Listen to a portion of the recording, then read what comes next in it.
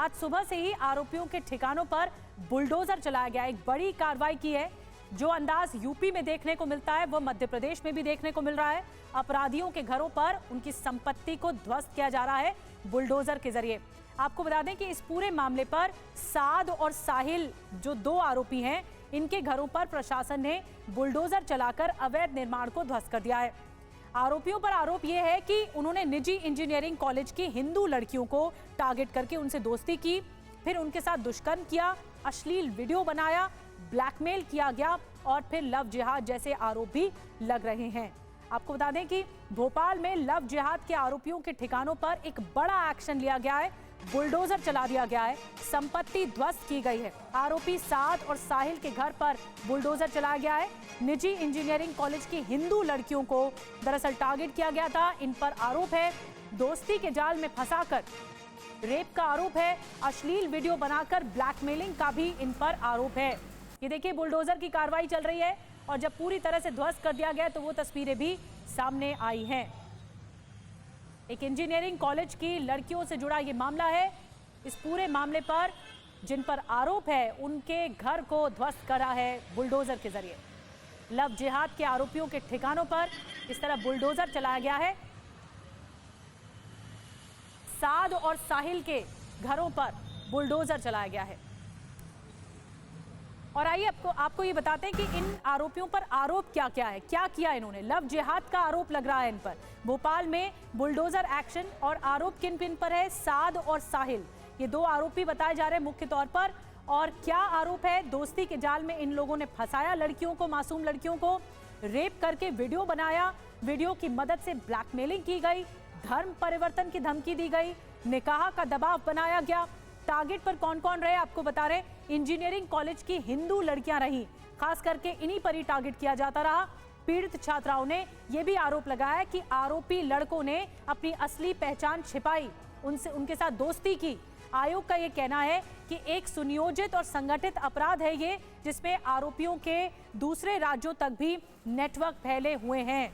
आपको बता दें कि साद और साहिल, ये जो 2 मुख्य आरोपी हैं, इनके घर के पास से संवाददाता शुभम गुप्ता ने उस वक्त रिपोर्ट की जब बुलडोजर एक्शन हो रहा था।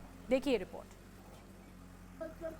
मध्य प्रदेश की राजधानी भोपाल में आज एक बार फिर मोहन सरकार का बुलडोजर चला है और ये बुलडोजर उन आरोपियों पर चला है जो कि हिंदू लड़कियों को टारगेट कर उनका बलात्कार करते थे और धर्म परिवर्तन करने का दबाव भी डालते थे।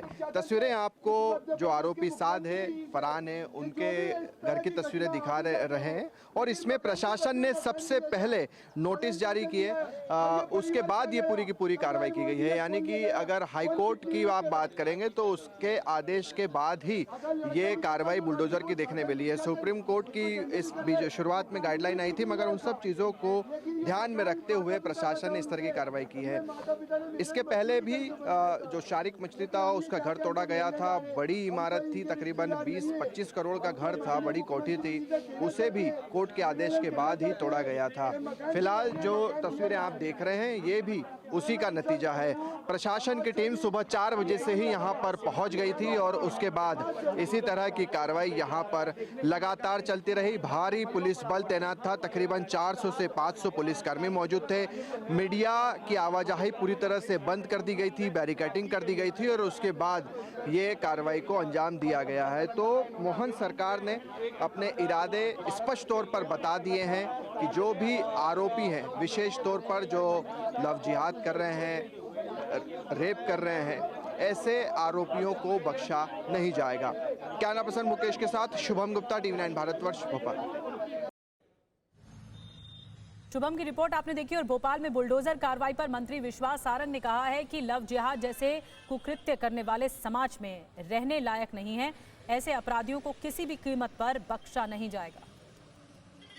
लव जिहाद जैसा कुकृत्य करने वाला ये समाज में रहने लायक नहीं है और इसीलिए सख्त कार्रवाई हुई है। वो अपराधी जेल में हैं, उनकी चल अचल संपत्ति जो कि अवैधानिक है उसको सुप्रीम कोर्ट की गाइडलाइन का पूरी तरह से पालन करते हुए आज जमींदोज किया गया है।